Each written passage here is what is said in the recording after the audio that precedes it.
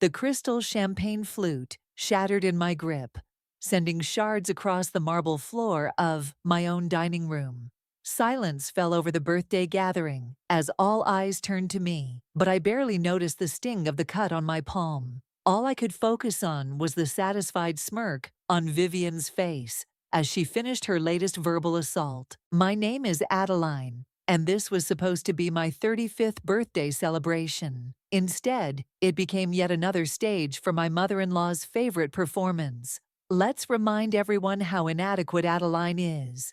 Oh dear, do be careful with the crystal. Some of us know how to handle fine things, Vivian said, adjusting her pearl necklace. Though I suppose we can't all have that natural grace, can we? I watched a drop of blood fall from my palm to the floor. My husband, Forrest, predictably, became intensely interested in his phone screen. Here, let me help you with that. Livia, my best friend, appeared at my side with a napkin, wrapping it around my hand. Her eyes met mine with silent support. Really, Adeline, Vivian continued, addressing the room more than me. I told Forrest he should have let me plan this party. The catering is adequate, I suppose. But these plates? From Target. At least you tried, dear. The plates were hand-painted Italian ceramic, but I didn't bother correcting her. I'd learned long ago that facts were irrelevant in Vivian's world. Actually, I picked those plates. Trinity, my coworker, spoke up from across the room. They're from that little boutique in Milan, the one featured in Architectural Digest last month. Vivian's smile tightened. Well, they certainly look mass-produced. Randolph, my business partner, cleared his throat. Speaking of production, Adeline, didn't you just close that major deal with— Oh, please, Vivian interrupted, waving her hand dismissively. Let's not discuss business at a social gathering. It's so nouveau riche. She turned to Forrest. Darling, remember when I threw your 35th? Now that was a party. The governor attended, remember? I excused myself to the kitchen, clutching the bloody napkin. Livia followed, closing the door behind us. I swear to God, Adeline, one of these days I'm going to— Don't, I cut her off, running my hand under cold water. It's not worth it. The hell it's not. Did you see Forrest just sitting there, while his mother— I saw. My voice was steadier than I felt. I always see. The kitchen door swung open, and Trinity slipped in, followed by Randolph. Your mother-in-law is currently explaining to everyone how you clearly couldn't afford proper lighting for the dining room, Trinity reported, which is hilarious, considering you literally designed the lighting system for half the high-rises downtown. You can't keep letting her do this, Randolph said quietly. You're one of the most successful architects in the city. You've won awards. You're about to— I know. I dried my hands, straightening my shoulders. Trust me, I know. The door opened again, and Forrest poked his head in. Mother's wondering where everyone went. The cake. Of course, I replied, my voice honey-sweet. We wouldn't want to keep your mother waiting.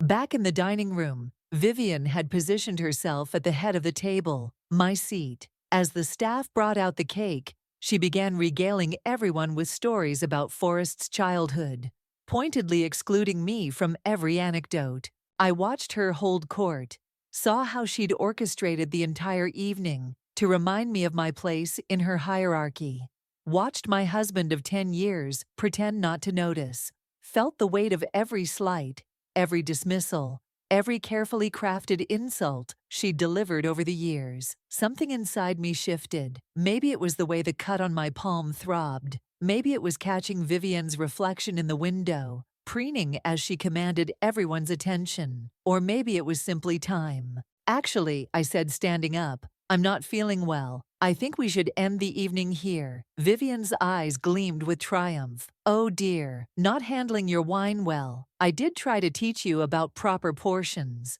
I met her gaze steadily. Thank you all for coming, especially you, Vivian.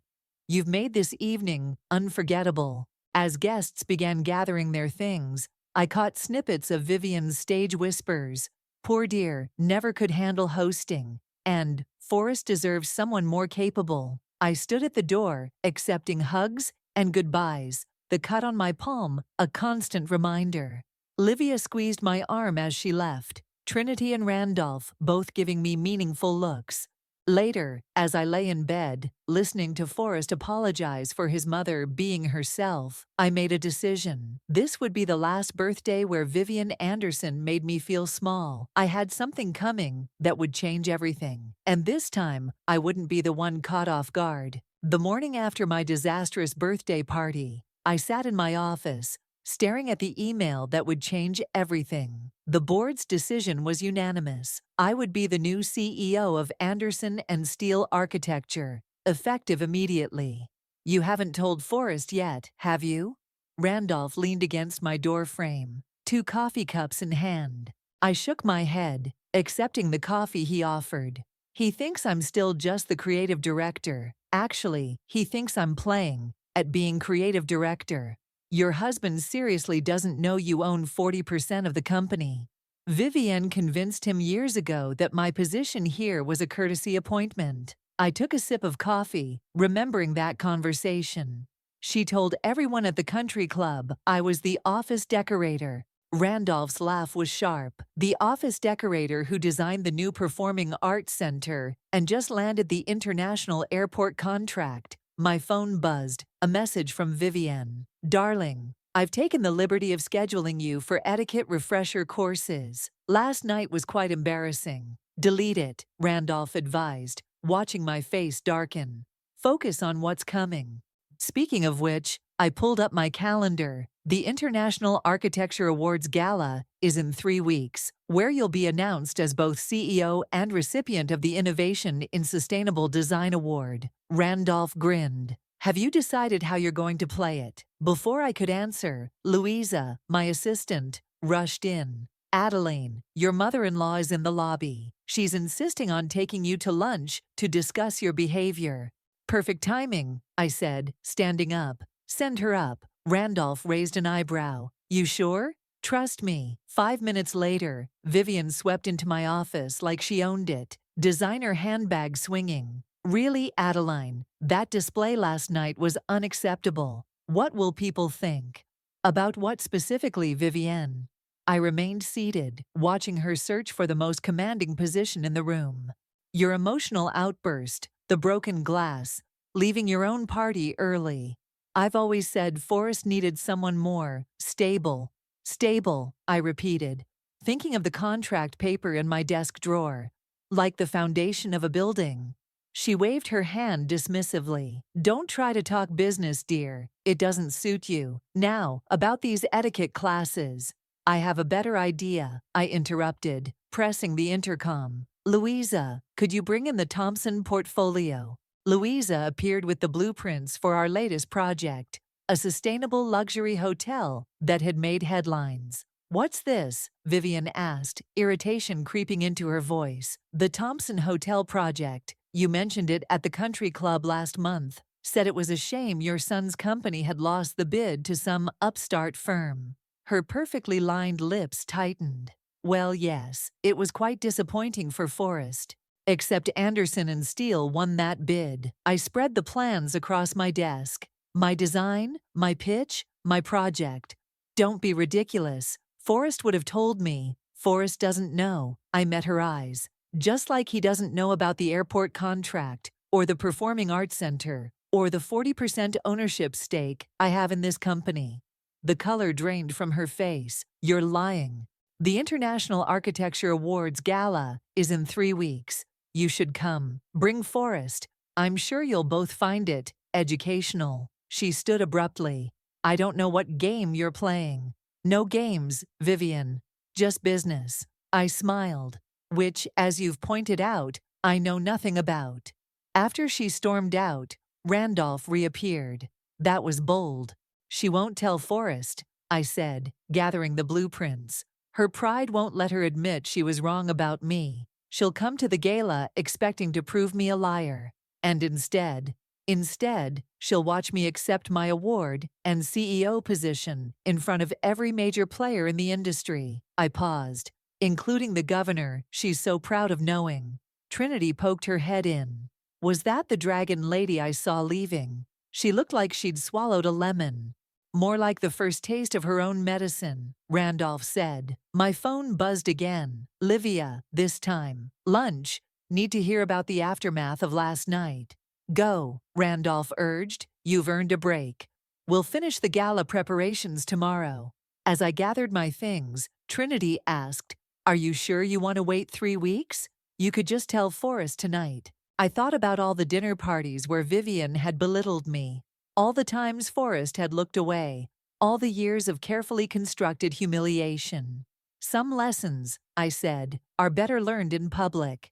Walking to meet Livia, I felt lighter than I had in years. The cut on my palm had scabbed over, but I pressed it gently, remembering, sometimes you need to bleed a little before you can heal properly, and sometimes the best revenge isn't served cold. It's served under spotlights, with an audience, and a standing ovation. The invitations have to be perfect, I told Louisa, watching her sort through sample cards, especially the one for Vivienne. Gold embossing, heavy cardstock, and just pretentious enough to make her feel special. Louisa held up an elegant cream-colored invitation. Exactly. She needs to think this is Forrest's moment. We were in my office after hours, finalizing details for the gala. The city lights twinkled through the floor-to-ceiling windows, reminding me of all the nights I'd spent here building my career while Vivian assumed I was getting manicures or shopping. Speaking of Forrest, Louisa said carefully, he called earlier, asked about your late nights at the office. What did you tell him? That you're working on a special project, which isn't a lie. My phone lit up with a text from Forrest. Mother's worried about you, says you're acting erratic. Dinner at her house tomorrow. Erratic, I muttered, showing Louisa the message. 3 weeks of focusing on work instead of attending her charity luncheons. And suddenly I'm erratic. Mrs. Anderson did stop by reception twice this week, Louisa revealed, trying to get information about your schedule. Before I could respond, Trinity burst into the office. We have a situation. Vivienne was just at LeBlanc. LeBlanc was where all the society wives had their weekly gossip sessions, disguised as lunch. And? I asked, though I already knew it wouldn't be good. She was telling everyone you're having some sort of breakdown. Said you've been making wild claims about your position here, that you're embarrassing Forrest. I laughed, but there was no humor in it. Of course she is. That's not all, Trinity continued. She's been calling board members' wives, trying to dig up dirt on you. Let her dig, I said, turning to my computer. Louisa, send out the invitations tomorrow. Trinity, make sure the press releases are ready to go the morning after the gala. Already done, Louisa confirmed. Though I did have to promise the governor's office 3 separate interviews to guarantee his attendance. Perfect. Vivian would never miss a chance to network with him. My phone buzzed again. This time it was Randolph. Turn on Channel 7 News, now. Trinity grabbed the remote, and we watched as the evening news covered a story about the Thompson Hotel project. The reporter was interviewing someone I recognized, one of Vivienne's closest friends. Concerns about the project's leadership, the woman was saying. Sources say the firm may not be as stable as they claim. That witch, Trinity breathed. She's trying to sabotage the project. I picked up my phone, dialing Randolph. Tell me you're handling this. Already on it. I've got statements from our major investors ready to go. And the Thompson family is willing to do an interview tomorrow, confirming their confidence in us. Good. And Randolph, make sure they specifically mention who designed their hotel. After hanging up, I turned to find both Louisa and Trinity staring at me. What? Are you sure you want to keep waiting? Trinity asked. She's escalating. That's exactly why we wait, I said, pulling up the gala seating chart. She's getting sloppy, making mistakes. By the time the gala arrives, she'll have shown everyone exactly who she is. Louisa's phone chimed. The venue manager needs final numbers for the seating arrangements. Put Vivian at table 1, I instructed. Front and center. I want her to have the perfect view when everything falls apart. Trinity leaned over my shoulder, studying the chart. You're seating her with the governor's wife, bold, and the wives of every board member she's been calling. Let them see her reaction up close. My phone lit up with another text from Forrest. Made reservations at Mother's Club for Friday. She wants to discuss your behavior. You're not going, are you? Trinity asked, reading the message. Oh, I'm going. I smiled. In fact, I'm going to be perfectly pleasant. Let her think she's winning. Louisa started gathering the invitation samples. Should I cancel your actual Friday meetings? No need. I'll have lunch with Vivienne, then head straight to the airport to sign the international contract. She can spend the afternoon telling everyone how I waste my time while I'm literally expanding the company globally. A knock at the door made us all look up. It was the cleaning lady, looking apologetic. Sorry to interrupt, but there was a woman here earlier asking questions about Ms. Adeline's schedule. She said she was family. Let me guess, I said. Elegant, perfectly coiffed, wearing pearls? The cleaner nodded. Next time, tell her I'm in a very important meeting. Don't specify what kind. I turned to Trinity and Louisa. Vivian's getting desperate. She knows something's coming, but she can't figure out what. 3 weeks, Trinity said. 3 weeks, I confirmed, looking out at the city I was helping build, one design at a time. And then we'll see who's really erratic. Trinity cornered me in the office kitchen 2 weeks before the gala, her face unusually serious. We need to talk, now. She practically dragged me into the conference room, closing the door behind us. I was at La Maison last night. La Maison was Vivienne's favorite restaurant, where she held court with her social circle every Wednesday. And Forrest was there, with her. Trinity's hands were shaking slightly. You need to hear what I recorded. She pulled out her phone, and Vivienne's distinctive voice filled the room. Really, darling, I've been saying for years she's not suitable. Remember that lovely girl I introduced you to last summer? The one from the right family? Mother, please. Forrest's voice, tired but not disagreeing. Adeline's been acting strange lately. But strange? She's delusional, claiming she's some sort of executive here. I spoke with Margaret, and she assured me the board would never allow such a thing. We need to consider having her evaluated. I'm sure it won't come to that. Of course it will, and when it does, we'll make sure everyone knows it was for her own good. The divorce will be much cleaner that way. The recording ended. I sat very still, my hands flat on the conference table. There's more, Trinity said quietly. They're planning something for the gala. I couldn't hear exactly what, but Vivienne kept mentioning making sure you're exposed properly. Did you tell anyone else about this? Just Randolph. He's pulling together contingency plans for. The door opened, and Forrest walked in. Trinity and I froze. Adeline, your assistant said you were in here. He looked between us. Everything okay? Fine, I said smoothly. Just reviewing some presentations. Did you need something? Mother wants to know if you're free for tea tomorrow. She's concerned about you. I bet she is, I thought. Actually, I have a client meeting tomorrow. Very important. You've been saying that a lot lately. He frowned. Mother thinks. I'm sure she does. I stood up. Tell her I'm sorry to miss tea. I'm sure she can find someone else to critique for an afternoon. That's not fair, Adeline. She's trying to help. Trinity made a sound that might have been a laugh or a cough. Was there anything else? I asked. Some of us have work to do. After he left, Trinity turned to me. You're still not going to tell him about the CEO position? No, let him find out with everyone else. I meant about the recording, about his mother plotting your downfall over crème brûlée. I gathered my papers. He wouldn't believe it. He never has. Back in my office, Randolph was waiting. Trinity told you. I nodded. We should move up the announcement, he said, before Vivienne can. No, we stick to the plan, but, I smiled slightly. Maybe we add some insurance. I pressed the intercom. Louisa, get me the governor's office, and then call Livia. Tell her I need her PR expertise. That evening, I arrived home to find Forrest in the living room, looking troubled. Mother says you've been spreading rumors about the company, he said without preamble, that you're causing problems with investors. Interesting. I poured myself a glass of wine. And what do you think?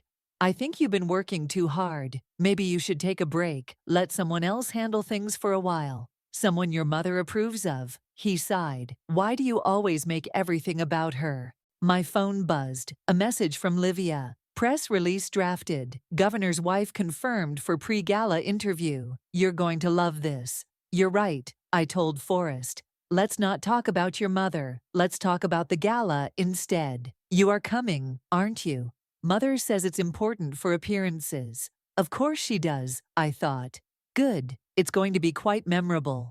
Later that night, I received another text, this time from Trinity. Vivian's been calling board members again, trying to suggest you're unstable, unfit for leadership.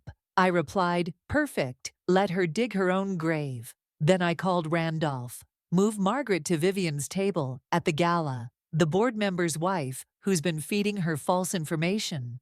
Exactly. I want them to have front row seats to each other's humiliation. You're scary sometimes, you know that. I learned from the best, I said, thinking of all Vivian's careful social manipulations over the years, the students about to surpass the teacher. After hanging up, I stood at my home office window, looking out at the city lights. Somewhere out there, Vivian was probably plotting my professional demise over expensive wine, while Forrest nodded along, convinced he was being supportive by staying neutral. 2 weeks. 2 weeks until everything changed. Let them plot. Let them scheme. Let them think they know what's coming. They had no idea. You need to see this, Livia announced, bursting into my office with her laptop. Someone sent me an email from an anonymous account 1 week before the gala, and the tension was building. I gestured for her to sit. It's a series of emails between Vivian and several board members' wives, Livia continued, turning the screen toward me. Dating back months, she's been systematically trying to undermine you. I scanned the emails, my jaw tightening. She told them I was sleeping with clients to get contracts. Keep reading. The emails got worse. Vivian had crafted an elaborate narrative about my supposed mental instability, suggesting I was embezzling company funds to support a gambling addiction. She'd even hinted that my recent erratic behavior might be drug-related. Who sent this to you? I asked. Margaret. Livia smiled. Apparently, she's been playing double agent, recording conversations, saving emails. She's got videos of Vivian at social events, openly plotting to have you removed from the company. Trinity appeared in the doorway. The governor's wife is here for the pre-gala interview. Perfect timing. I stood, straightening my jacket. Livia, get those emails to our legal team. Trinity, make sure the photographer gets good shots of me with the governor's wife. The interview took place in our main conference room, overlooking the city. Mrs. Bradford, the governor's wife, was surprisingly warm. I've been following your work for years, she said, as the photographer set up. That performing arts center design was brilliant. Funny, I replied. Vivienne Anderson told me you found it garish and nouveau riche. Mrs. Bradford's eyebrows shot up. Did she? Interesting, considering I specifically praised it at the last charity board meeting. She was there. She does seem to have trouble remembering certain things, I said diplomatically. After the interview, Randolph pulled me aside. We've got another problem. Viviana has been calling our major clients, trying to warn them about my supposed instability. Worse, she's telling them the company is about to undergo major leadership changes, suggesting they might want to delay any pending contracts. My phone buzzed. Forrest. Mother wants us both for dinner tonight. Says it's important. Go, Randolph advised, reading the message over my shoulder. Keep her thinking she's in control. Vivian's house was exactly what you'd expect. A showcase of old money and careful curation. That evening, she'd set an elaborate table for 3. Darling, she greeted me with air kisses. You look tired. Those late nights at the office must be so draining. Actually, I feel great. I took my seat. The gala preparations are coming along beautifully. About that, she poured wine with practiced grace. I've been hearing concerning things. Perhaps it would be better if you didn't attend. Forrest shifted uncomfortably. Mother, no darling, this needs to be said. Adeline, your recent behavior has been troubling, making grandiose claims about your position, spreading rumors. What claims specifically concern you, Vivienne? She waved her hand dismissively. This fantasy about being some sort of executive. Really, dear, it's embarrassing. My phone buzzed again. A message from Louisa. Final seating chart approved. Press confirmed. Governor's office sent over his speech. He specifically mentions your achievements. You know what's interesting? I said, putting my phone away. How hard you've worked to keep me small. All these years, every slight, every dismissal, every carefully orchestrated humiliation. The color drained from Vivian's face. I don't know what your... The emails were particularly creative. Drug addiction, gambling. You must have stayed up nights crafting those stories. Forrest looked between us, confused. What emails? Nothing you need to worry about, darling. Vivian said quickly. Adeline is clearly what? I stood up. Unstable, delusional. Better be careful with those accusations, Vivian. They might come back to haunt you. Is that a threat? No, I smiled. It's a preview. See you at the gala. Outside, Forrest caught up to me. Adeline, wait. What's really going on? I looked at him, really looked at him, for the first time in weeks. You know, for years I wondered why you never defended me. Now I realize you're just like her, so convinced of your own superiority that you can't see what's right in front of you. What's that supposed to mean?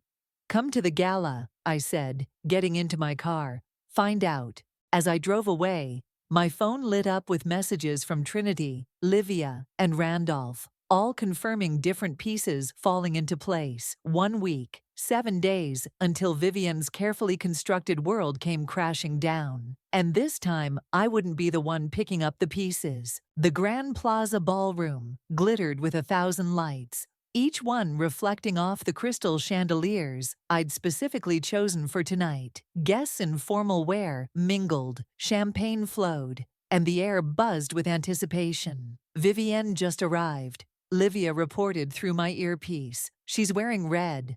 Of course she was. She always wore red when she wanted to be the center of attention. Everything's set, I asked, adjusting my black designer gown.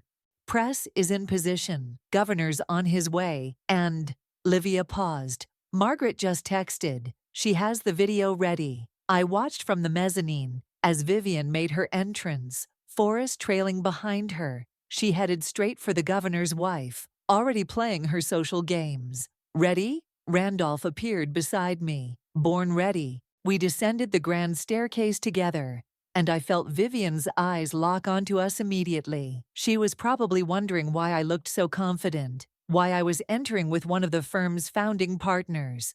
Adeline, she air-kissed my cheeks. Darling, you really should have consulted me about the seating arrangements. There seemed to be some unfortunate mix-ups. No mix-ups, I assured her. Everyone is exactly where they should be. Forrest approached, looking uncomfortable in his tuxedo. The governor's asking for you. Is he? Vivian preened. Well, we shouldn't keep him waiting. He's asking for Adeline, Forrest clarified. The flash of anger in Viviana's eyes was quick but unmistakable. Well, I'm sure he'd like to see us all. Before she could maneuver her way into the conversation, Trinity appeared. Adeline, the press needs you for photos. With the governor. I could feel Vivian following as I made my way through the crowd, trying to insert herself into the moment. The governor greeted me warmly. There's our woman of the hour, he boomed. My wife hasn't stopped talking about your interview. Vivian pushed forward. Oh, Governor, you remember me. We met at the... Later, please. His aide interrupted. Photos first. I posed with the governor while Vivian seethed in the background. Cameras flashed, capturing what would become tomorrow's business section headlines. Speech time in 10 minutes, Louisa whispered as she passed by. I made my way to my seat, noting with satisfaction that Vivian was positioned perfectly, close enough to see everything, but not part of the main action. What's going on? Forrest asked, taking his assigned seat beside his mother. Why is everyone treating this like it's your event? Because it is, I replied simply. The governor took the podium, and the room fell silent. "Ladies and gentlemen," he began, "we're here tonight to celebrate excellence in architecture and design. But more than that, we're here to recognize a visionary leader." I saw Vivian lean forward, probably assuming he meant Forrest. "Someone who has transformed our city's skyline, who has brought sustainable design to the forefront of modern architecture. Someone who, as of today, becomes the youngest CEO in her field." The color drained from Vivian's face. "Please join me in congratulating Adeline, not only on her appointment as CEO of Anderson & Steele Architecture, but also as this year's recipient of the International Innovation in Sustainable Design Award." The room erupted in applause. I stood, making my way to the podium, as Vivian grabbed Forrest's arm. "This is ridiculous," I heard her hiss. "Do something." But there was nothing he could do. The screens around the ballroom lit up with images of my projects, my achievements, my journey to this moment. "Thank you, Governor," I began. "This is an incredible honor." From my position at the podium, I could see everything. Margaret smirking at Vivian, the board members nodding approvingly, the press furiously taking notes. "Architecture isn't just about buildings," I continued. "It's about foundation, structure, truth." I paused, meeting Vivian's eyes. "Sometimes, people try to undermine that foundation. They spread rumors, create false narratives, attempt to destroy what others have built." The screen switched to display emails. Vivian's emails, her careful campaign of destruction, laid bare for all to see. "But a well-built structure can withstand any attack," I said, as gasps and murmurs filled the room. "As long as its foundation is solid." Vivian stood abruptly, her chair scraping against the floor. Forrest sat frozen, finally seeing the truth he'd ignored for so long. "To everyone who supported me, who believed in my vision, thank you." I raised my glass. "And to those who doubted, who tried to tear me down." I smiled directly at Vivienne. "Thank you too. You taught me exactly what kind of leader I don't want to be." The applause was deafening, but I barely heard it. I was too focused on Vivian's face as her carefully constructed social empire began to crumble. And this was only the beginning of the evening. The chaos that erupted after my speech was exactly what I'd anticipated. Vivian stood at her table, her perfectly manicured hands gripping the back of her chair as her social circle physically distanced themselves from her. "This is slander," she announced to anyone who would listen. "I'll sue." "With what evidence?" Margaret asked sweetly, holding up her phone. "I have recordings of every conversation where you plotted against Adeline. Would you like me to play them?" Forrest finally found his voice. "Adeline, what is all this?" "Your mother's been busy," I said, approaching their table. "Want to hear her plans for my psychiatric evaluation? Or maybe the rumors she spread about drug addiction?" The gambling stories were particularly creative. "Mother?" Forrest turned to Vivienne. "What is she talking about?" "She's lying." Vivienne's voice rose shrilly. "She's manipulating everyone, just like she manipulated her way into this position." Trinity stepped forward, tablet in hand. "Actually, we have the board's unanimous vote recorded, along with documentation of every project Adeline has led over the past 5 years. Would you like to see the revenue figures?" The governor's wife approached, her face stern. "Vivian, I think it's best if you step down from the hospital board. We can't have someone who engages in character assassination representing our charity." "But I've been on that board for 20 years. Vivian's carefully crafted facade began to crack. "Yes," Mrs. Bradford replied. 20 years of taking credit for other people's work, just like you tried to do with Adeline's achievements." More people were gathering now, years of Vivian's victims, finally finding their voice. "Remember when she said my catering business was quaint?" One woman said. "Then tried to steal my contracts. She told my husband I was having an affair with my business partner." Another added. "Nearly ruined my marriage." Forrest stood up, looking lost. "I don't understand." "Mother, these people are telling the truth," I finished for him. "Just like I've been trying to tell you for years." You ungrateful little. Vivian lunged forward, but Randolph stepped between us. Security, he called calmly. I believe Mrs. Anderson needs some air. As two discreet security guards approached, Vivian played her final card. Forrest, are you going to let them treat your mother this way? But Forrest was staring at the screens, still displaying evidence of his mother's campaign against me. All those times you said Adeline was imagining things. I did it for you. Vivian's mascara was starting to run. She was never good enough for you, never good enough for our family. Good enough? I laughed. I built half the buildings in this city's skyline. I turned this company's profits around. I won international awards. The only thing I wasn't good enough for was your ego. Please escort Mrs. Anderson out, Randolph instructed security, and make sure the press gets her statement about suing us. I'm sure they'll be very interested in discovery. As Vivian was led away, still protesting, the governor approached. Impressive handling of a difficult situation, he said. Your new sustainable city project proposal. I'd like to discuss it over lunch next week. Of course, Governor, my assistant will set it up. The party gradually returned to normal, though the buzz was decidedly different now. I watched as Vivian's former friends huddled in groups, probably realizing they needed to realign their social allegiances. Adeline. Forrest touched my arm. I don't know what to say. That's not surprising, I replied. You haven't known what to say for 10 years. I never knew she was doing all this.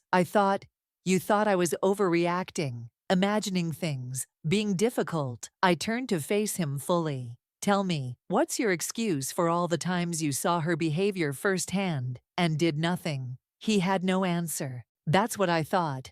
I gestured to Louisa, who appeared with a manila envelope. These are divorce papers. Your mother was right about one thing. Our marriage is over. Just not for the reasons she planned. You can't be serious. Actually, I've never been more serious. I handed him the envelope. I designed my life, just like I design my buildings, with careful planning, strong foundations, and no room for toxic structures. As he stood there, envelope in hand, looking as lost as I'd ever seen him, I felt nothing but relief. Enjoy the rest of the party, I said. I have a city to build.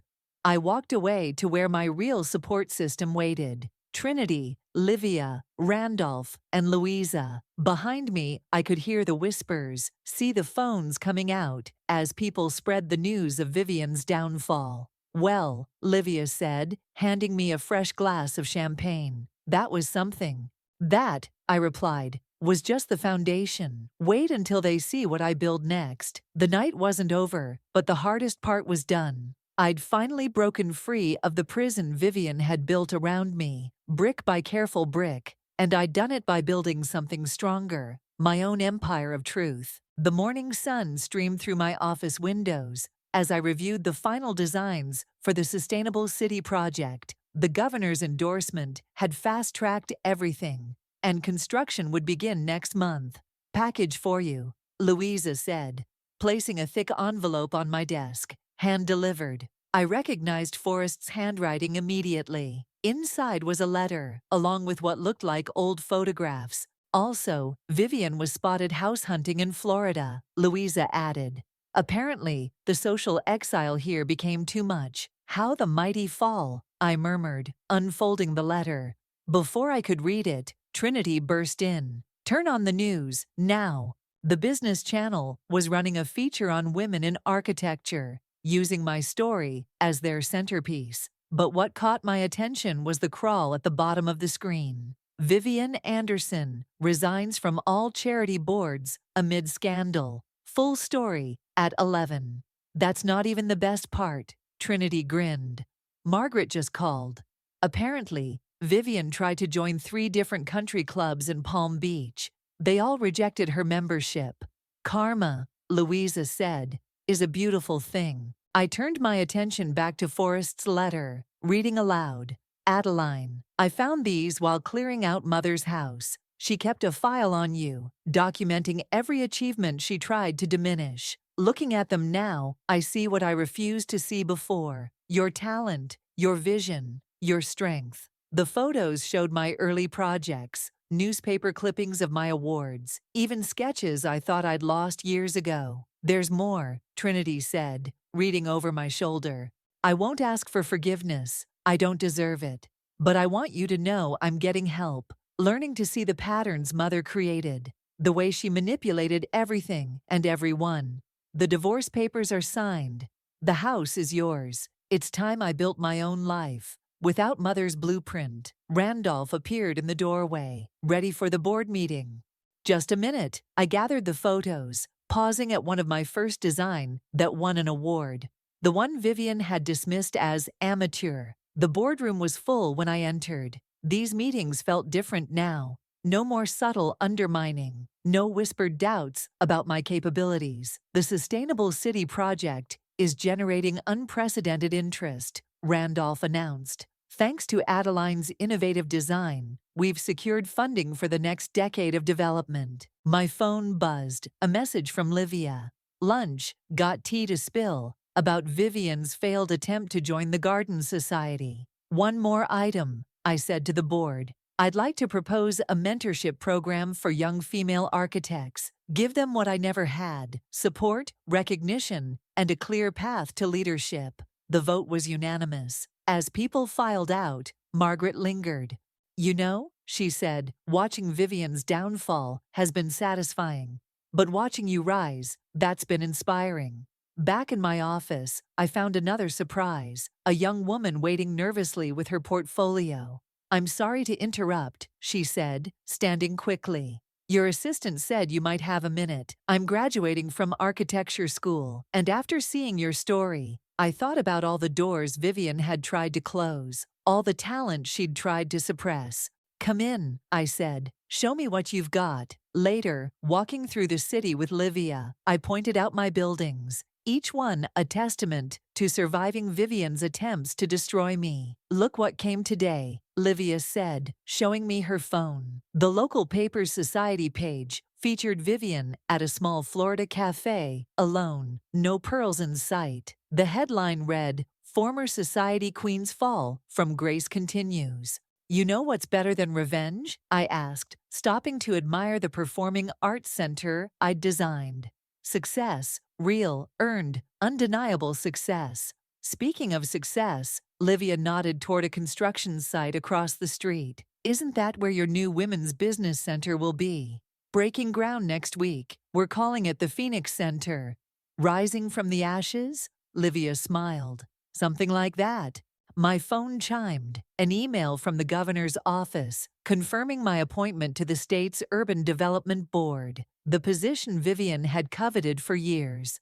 "Perfect timing," I said, showing Livia the email. "The board meets in that building, right there, the one I designed last year." We laughed together, standing in the shadow of my creation. Around us, the city pulsed with life, each building telling its own story. But mine was written in steel and glass, reaching toward the sky, impossible to ignore or diminish. I'd built something Vivian could never tear down: a legacy of truth, strength, and redemption. And I was just getting started. "Come on," I told Livia. "I've got a city to rebuild. This time, no one would stand in my way."